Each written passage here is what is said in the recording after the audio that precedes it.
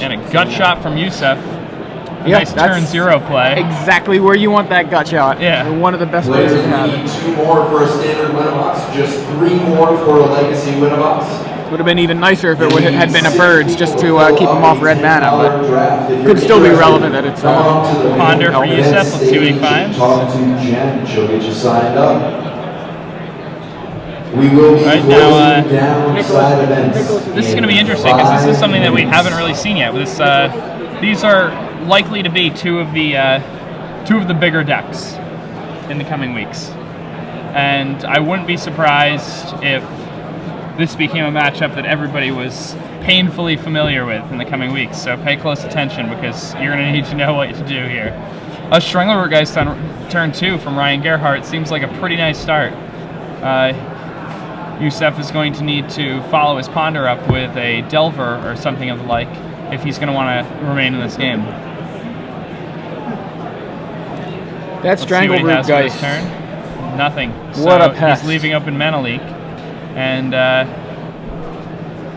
it looks like Ryan's going to beat Yusef down to 14 here. And because of that gut shot, he's actually, you know, in this race. It's 1 extra turn off the clock for him. Ryan attacking with that Strangler-Geist. Plays 3rd land, and what does he have? It's a Bird's Paradise. Yusef is going to have to think about this one for a little bit. I think that he's going to... Oh, end of turn Snapcaster, targeting the gut shot, and he's going to shoot that bird. Going to go down to 12. I like that play. Yeah. And that's just one of the great parts about Snapcaster Mage, that you can pass the turn with that Mana Leak mana open and still have plays on your opponent's turn. So you can do some pretty cool stuff. Attack from Yusef. Puts Ryan down to 18 here. Yusef plays 3rd land and has a Lingering Souls. And there's a card that can gum things up pretty well. Yeah, I mean, Lingering Souls can deal with Strangler-Geist kind of on its own in a way if he flashes it back, and still end up a spirit, right? Yeah. Now Ryan there used Galvanic Blast on the Snapcaster Mage during Yusef's end step. That's a wise thing to do. He wasn't sure if Yusef was going to have a card like Drogskell Captain that turn that he would rather use that Galvanic Blast on. So he decides, I'm at 20 life, I can take 2, no big deal. I'll do that and see what happens next turn before I use my removal spell. But at the same time, he gets to use his mana most efficiently. He's going to have access to a 4-drop this turn. An attack from Strangler-Geist. Gets Yusef to block, and Ryan's going to have a 3/2 Strangler-Geist now.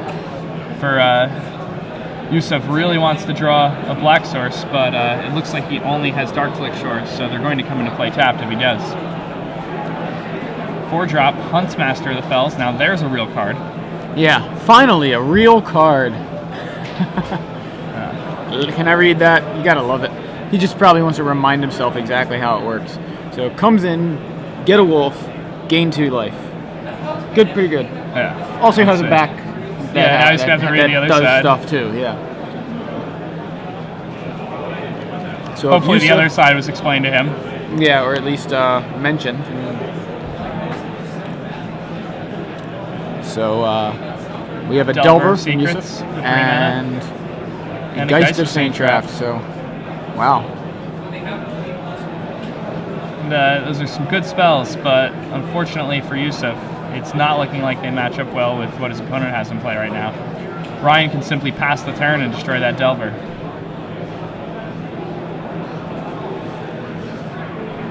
So an attack with Strangler-Geist, I assume, will happen. Probably the wolf as well. So if he attacks with Strangler-Geist, does he just, like, since he knows that if Ryan doesn't play a spell, he's just going to lose the Delver or the Spirit anyway, just double block the Geist just to get it out of there? I mean, the Geist is a, what's it, a 3/2 now? Yeah. Yeah, I think that's the correct play. And I mean, it's got to be something painful to do, but you're going to lose one of the guys anyway, yeah, and you get rid of the guy. So he's going to have to double block that Delver and that Spirit to that Strangler-Geist. Ooh, but he chooses not to, and you know, in a lot of ways, that's not that bad of a play, because what's going to happen is his opponent's just going to flip the guy and get you know, a free card out of it. But at the same time, he and did he just not know what the other side did? Yeah, he probably should have read it. Yeah, so that's why he wasn't thinking along the same lines as we were. Yeah. So what were you thinking? How were you thinking that could have been correct or Well, I was thinking fine? that you know, he was preventing Ryan from casting a spell on his turn, and maybe he just didn't want Ryan to further develop a board position. Yeah, I mean, and that may be actually the better play too. It's kind of just which one do you want? Because if he does double block the Geist, then that opens things up for Ryan to just go, oh well, then I'll just cast a spell since I've got no real target for the Huntmaster, the flipped Huntmaster ability, because he can't hit the Geist of Saint Traft. I like this attack from Yusef. Yusef is this is a pretty strong bluff. I mean, you really, like, your opponent has to give you a lot of credit to not block here. Yeah, it's interesting. He's got, what is it, a 4/4 sitting there, and and his opponent doesn't block. Right. That's a really advanced play. Saying, you know what? He's not going to block. Like this, I'm going to free 6 points here. And that's what happened. It's almost like, yeah, I don't even know what it's almost like. That was pretty cool. Yeah. Sometimes you have to do stuff like that. And just do what looks dumb and it's actually correct. I've seen people do stuff like that at Pro Tours. You know, sometimes you just get them free points. And you know, in a lot of ways, like, that's got to be like a confidence booster for Yusef. Like, even though he lost game 1, he's just like, he can tell his opponent, like, I didn't have anything. Like, why didn't you block? Right. And you know, that's got to be that's a little disconcerting. You're like, I'm capable of that play. Like, you're going to have to, like, I'm going to make myself prove to you that I have it every single time. So when I make these plays, when I actually do have it, a lot of the time, you're going to assume I don't. Right. And that's going to make you play poorly against me. And a lot of people condition people in that way. Yeah. I think one of the major reasons that I've had success in the past in, like, competitive Magic is because my willingness to attack a 2/2 into a 3/3. Because that's a tiny little edge where, you know, a good player usually is not blocking when you do that. They're just thinking to themselves, well, there's no reason for him to do that unless he has a pump spell, and then they put you on a pump spell. A lot of times you get yourself down to one card in hand when it's a card that's a trick, that's not a pump spell, and they're like, well, that has to be a pump spell, and they're playing around that and not playing around the card in your hand, and you end up gaining huge advantages that way. Yeah, very, very cool to see that kind of thing happen. And it's cool when you pull those kind of plays off. Yeah. Sometimes it hurts, though. I attacked with a 2/2 into a 3/4 at a Pro Tour once against Tsuyoshi Fujita, one of the great minds of the game. And it was a game of limited, and in game 1 he had seen 3 of the Bombardier, the guy who you can use Reinforce to give something +2/+2. Okay. Like 2+1 counters. So I figured if I attacked my 2/2 and do his 3/4, there's no way he would block, because he would just assume that I have the thing that puts 2+1 counters on my guy. Right. And he just snap blocked. I just bit my 2/2. And you're like, lost that one. Yeah. Yeah, you know, I've had situations where, like, I just remember one fairly recently playing Legacy where my opponent, I think he like Cabal Therapied me or something, and like named something, didn't hit, but he saw my hand, and I had double Stoneforge Mystic in my hand, and he's like, all right, sack my guy, Cabal Therapy, and I'm like, all right, Brainstorm. And I kept both Stoneforge Mystics in my hand, and so he didn't name it, because he thought I Brainstormed them back on top of my deck to save them from the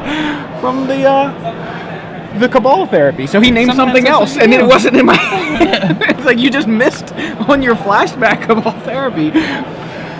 But I mean, I understand, like, he thought, oh, he's brainstorming in response, he's going to save his Stoneforge Mystic. The funny thing is I brainstormed into a third Stoneforge Mystic, and I kept all 3 in my hand. I was like, he's not going to name it, and he didn't. There's no way. He would have hit for 3 cards.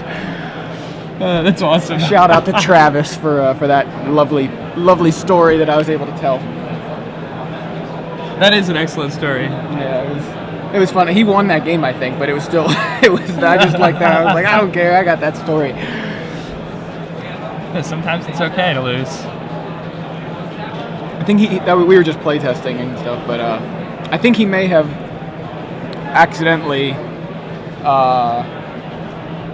That was a game that was really, really close, and I think he flashed back the Cabal Therapy and forgot to remove it from his graveyard, and then later in the game flashed it back again and made me discard something relevant, and I lost the game. And then I went, wait a second, how many Cabal Therapies did you actually cast?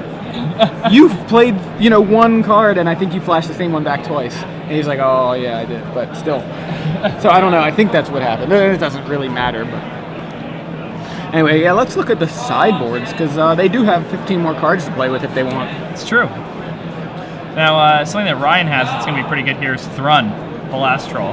He's an extra copy in his sideboard. Another card he has that's going to be really good is Urabrask the Hidden. Mm-hmm. It's a card we haven't seen enough of around lately. Although, I think are they playing it in the Channel Fireball deck? I definitely saw somebody's playing Urabrask in these red-green aggro decks. And, yeah, I mean, it seems really good right now. Yeah. I'm surprised we haven't seen it sooner. Sword of War and Peace, also in Ryan's sideboard, going to be a card that he's going to want to bring in this matchup. Yusef, on the other hand, is working with a pair of Sword of Feast and Famines. Yeah, which could do very well here in this matchup. So he's got 4 swords total in the deck, two War and Peace in the main, and 2 Feast and Famine in the sideboard. He's also got 2 Phyrexian Metamorphs that can kind of increase the number of swords in a mirror match situation, or in a situation like this. Now, he didn't see any swords. No, but I mean, he can very easily bring in Metamorph could just bring in the Metamorphs and think like, I'm going to copy myself a Huntmaster of the Fells. Right, exactly. That's a pretty good one to copy. That guy was good. When I saw the back of what he did, that card was even better. Yeah. Although, how does that even work? When you, I guess that works. If you Metamorph a flip card, it can still flip, right? Or can it not? No. So he can copy though the back side, and he never loses it, right? Right. So that's pretty cool. Both players getting a verbal caution for shuffling too long. Yeah. They were just having a conversation. Really, they and give them forgot. verbal cautions now? I was in an SCG feature match and got a full-on warning for shuffling too long. No caution. They're just hating on you. Yeah. You should know better. Yeah. They play hardball with me apparently. Yeah. You're disqualified for shuffling too long. Right, an island for Yusef and a turn 1 Rootbound Crag for Ryan. Turn 2, no play for Yusef, another land. Let's see if he has the mana leak for this Strangle Rootgeist that's coming down. Does he? It does not look like it, no. And, whoop. Let's see what Yusef has. He may just Vapor Snag it. Oh no, he's going to Gutshot it during combat. Presumably during combat, yeah. Yeah. Hopefully not before you declare an attack and let me Gutshot your guy.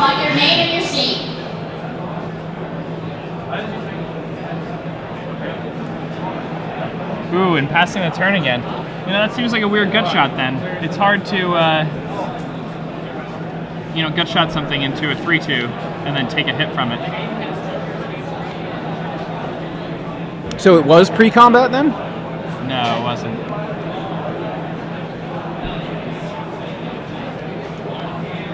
Alright, so he Vapor Snags.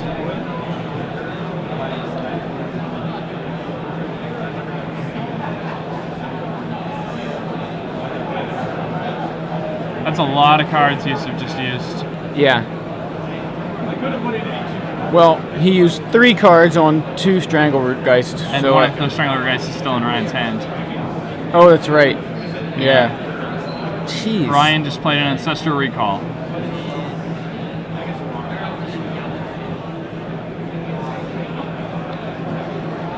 But, did he flash back the Gutshot? Ooh, but here we go. Surgical Extraction on the Strangler Geist is going to get Yeah, that's a real nice play there. And then you wonder, did he have the Surgical Extraction? Could he have done it in response to the first one going to the graveyard? If he had it, he could have. Right, the first one goes to the graveyard. He could have done that. I don't know if he had it or just drew it or something, but yeah, that's pretty nice. Nice way to get rid of these undying guys. If you're interested especially considering the people playing with the Undying guys have no problem with their guys going to the graveyard. You know, so they're like, oh, you're going to kill really it? Sure. Yeah. Exactly. And then you're like, oh, in response, just, like, run it into extract something. it. Yeah. Nice way to at least get something out of the fact that you vapor snagged the one. You get to get it, remove it now, since you know it was there. So.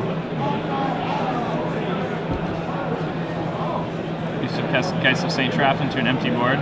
Pretty good turn. I'm surprised Geist stayed in the deck. Yeah, with a lot of blockers. But, we saw what he did with it last game. Yeah. Unfortunately, they're not going to happen. So coming up to the main event stage for a refund. So if you sign up for Ryan has here. draft or competitive booster draft, come Ryan's got a lot of cards in his hand. stage That's so that Daybreak we can Ranger. get you your refund.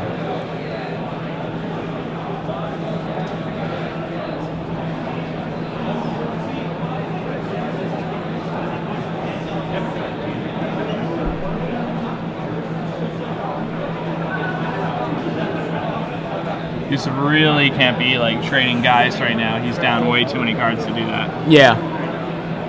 And so Daybreak flips. Two-headed giant players. Lucky for Yusef. Geist of St. Trapped has hexproof, so.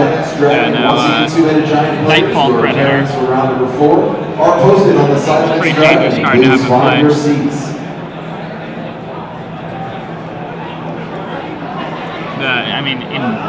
In any type of matchup where both players are planning on winning with a smaller variety of creatures, Nightfall Predator is just going to dominate the game all by himself. Yeah, Yusef needs to find an answer for that. Kind of wonder if he might have been better off trading, unless he has an answer that I'm not thinking of. But does he have another Vapor Snag? Does he have another Snapcaster so he can Vapor Snag?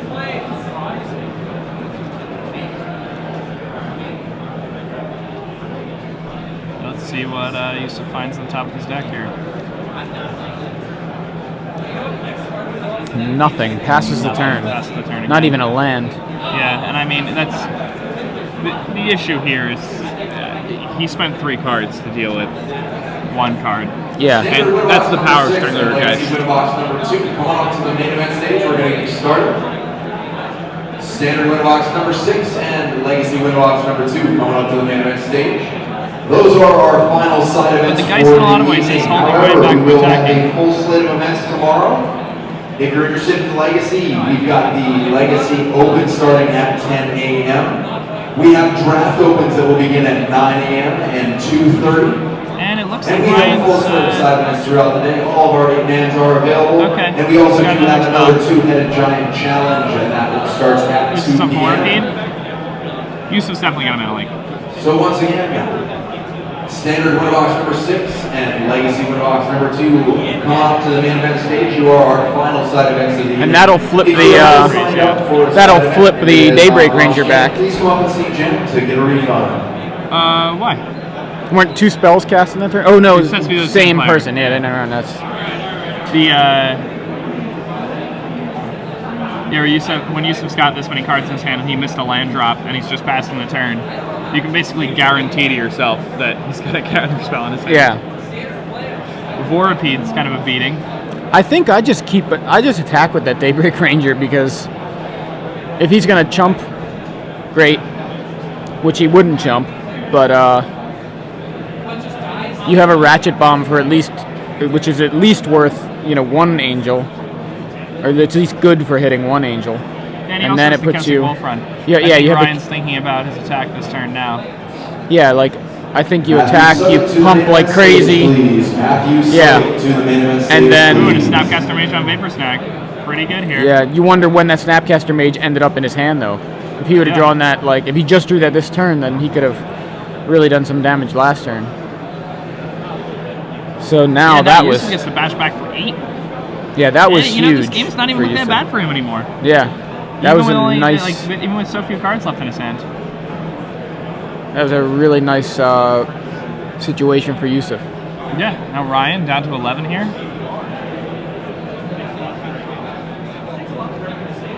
And this is it. These are these Esper Delver decks. You can 3-for-1 yourself, and it doesn't matter.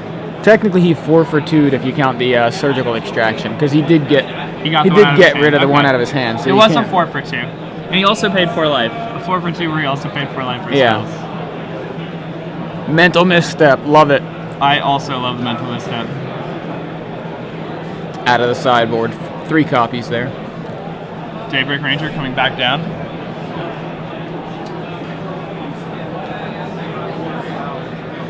And Yusef with an end of turn Moorland Haunt activation. Oh no, he forgot.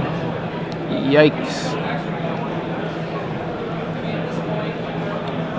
Maybe he just expects his opponent to crack the Ratchet Bomb and destroy the Angel, and he he's so saving he it. Wants to save that guy in his yard.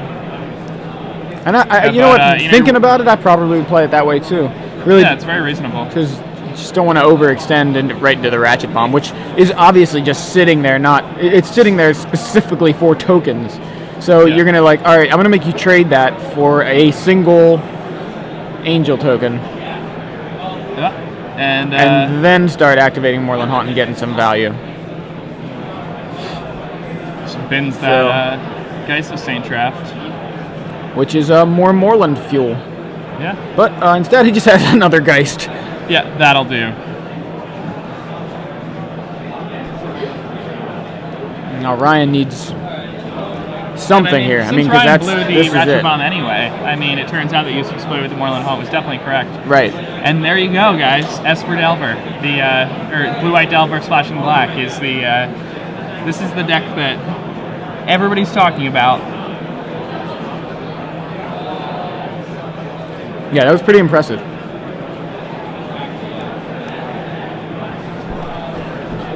So I wonder.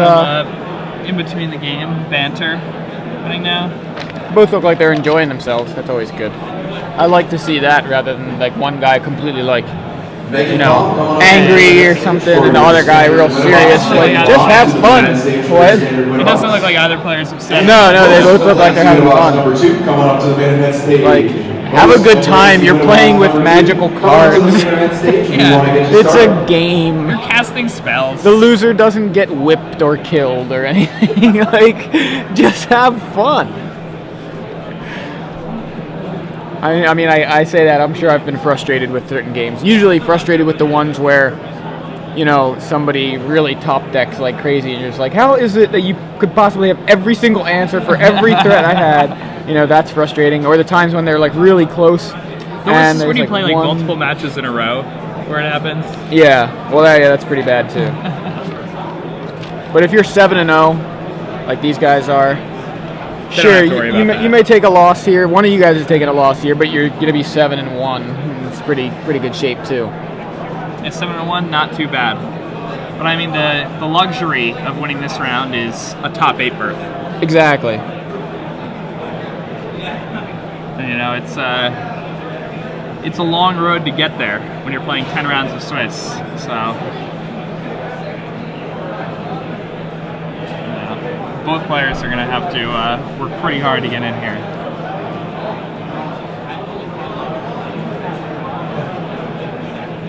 I'm excited to see which of these decks ends up taking down the other. Yeah, I mean, these are basically 2 Pro Tour decks. Decks that are being played right now in the Pro Tour. Yeah.